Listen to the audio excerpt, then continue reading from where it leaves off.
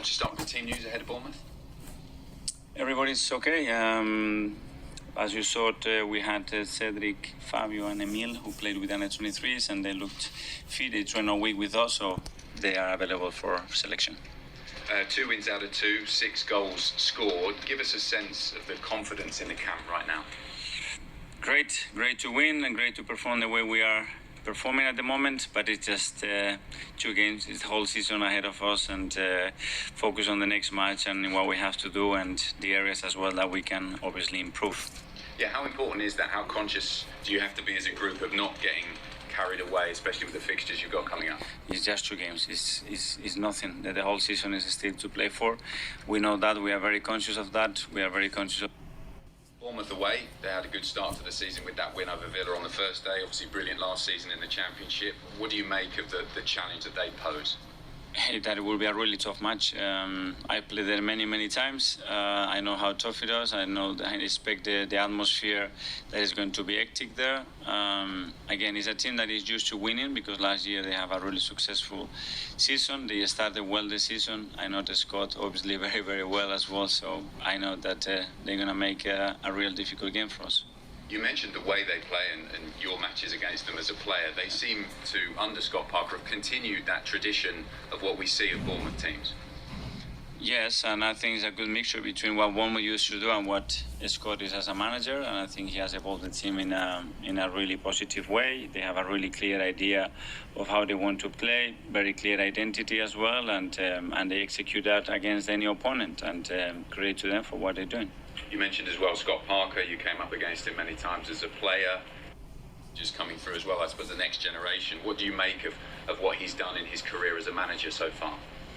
Really good. I always admire him as a player, as his character. Obviously, I know him personally as well pretty well, and I'm really happy for him, the way he presents himself and the way he wants to play this game. I think it's great for the game to have managers that they want to play in the way that he wants to do it, and I wish him best of luck apart from tomorrow. He's a fashionable guy, isn't he? What do you mean by that? Well, he's always well dressed on the touchline. What do you think about that? I think he was always like that as a player as well, and I think he presents himself really well.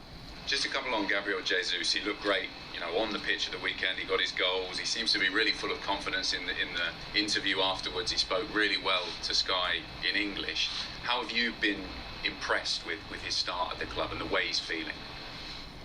Yeah, probably the biggest difference since I work with him is his maturity. Obviously, a few years have gone by, a few experiences. As you mentioned, his language, which is improved so much. He's got a different role here. You can sense that straight away. And for me, what it makes the difference with him is his attitude, his willingness, and his desire to win every single training session, every single ball in the game, and that's what he makes in the play that he is. You played with great goal scorers throughout your career. How much is a striker who's in form, enjoying his football and scoring goals to be feared by an opposing team? Our top teams, they need top scorers, and not just one, ideally 3. And when you have those players and they can hit certain numbers, that gives you every chance to be at the top of the table. Just one more really quickly, obviously with the end of the transfer window coming up. Has the start you've had to the season, the good performances so far, perhaps changed your thinking at all about what you might need or might not need? No, we are still in the same position. Obviously, the market gives you a lot of information, and something that maybe you expect that you could get, you are not getting, or the same when ins and outs. But we are focusing on the players that we have right now and get the best out of them. Hi, Mikel. Hi. Obviously, you were there at the under-21s the other day. I want to talk about Cedric. He showed a fantastic free kick. And is it the message to players who aren't always a first-teamer to maybe play in the odd under-21 game and show that kind of attitude? That's what you want to see from all your squad players. 100%. I think there were 3 different cases. Marquinhos has been playing with under-23s, and we didn't believe that it was necessary for him to play again. Fabio and Emil, they've been injured. They haven't had any minutes. They needed that exposure. With Cedric, it was more a case of giving him the option. Obviously, he was in the squad last week. He hasn't played many minutes in pre-season, and we have to give the options for them. He said straight away that he wanted to play, and you could see the attitude that he had. Yeah. It is very early days. A manager said to me once they start looking at the league table at the end of October. When do you personally look at the table? After 10 or 12 games, I think that's more or less when everything starts to play a little bit and understand where you are, because obviously the schedule or the fixtures are going to have a big part on that. But I don't focus too much on that. Probably at the end of March, April, that's when it really starts to matter. In terms of the transfers, is it the key as well? It has to be the right player as well. And it has to be a certain player, not just any player. That's the message here. 'Cause you've made some good signings. It has to be the right person and it has to be the right player. And we want to only bring top quality through that door. If not, it's not worth it. If the right player doesn't come in, will you be happy when the window's finished with this squad? I will be totally happy and focused in getting the best out of those players, for sure. You said to me in Orlando it's about outgoings as well. I understand there's interest from Nicolas Pepe with Nice. Is there an update there? What we can communicate, we always do when is the right moment. We discussed that we had a big squad. We have made some decisions and we allowed to leave some players. And till the window is open, everything is possible with any player. Someone like Angel Maitland-Niles, would you say maybe another loan might be good for his development as well? Again, we are addressing those things personally and internally.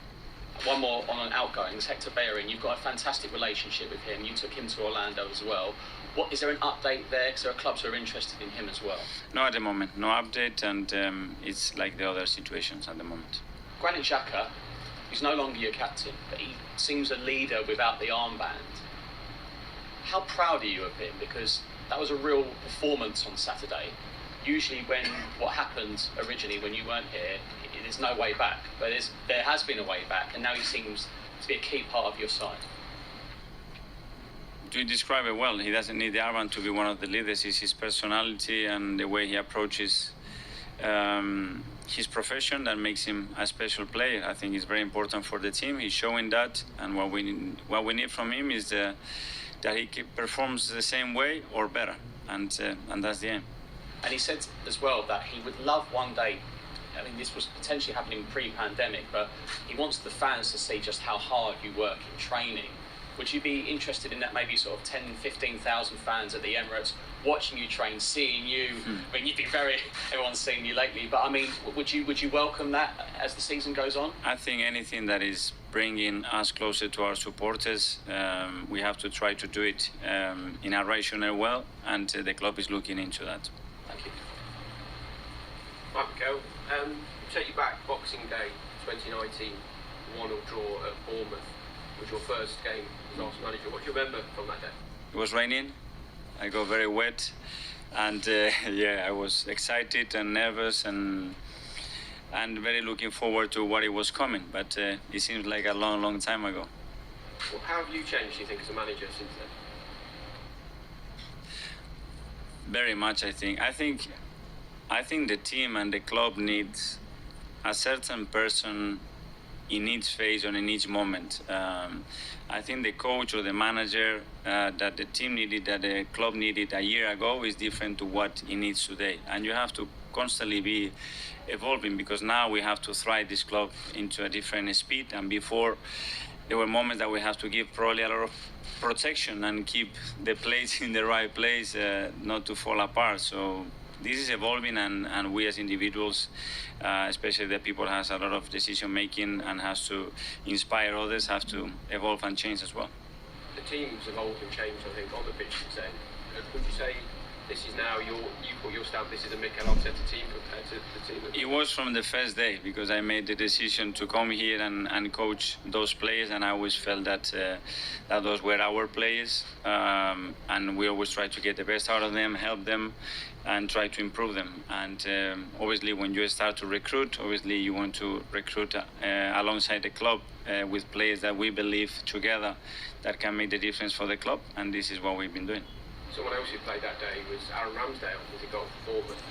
He's faced a little bit of criticism at the start of this season, and in the documentary you can see how much it means to him if he makes mistakes or if the team concede a goal. Have you had to put an arm around him this week, or is he not the kind of player that needs that?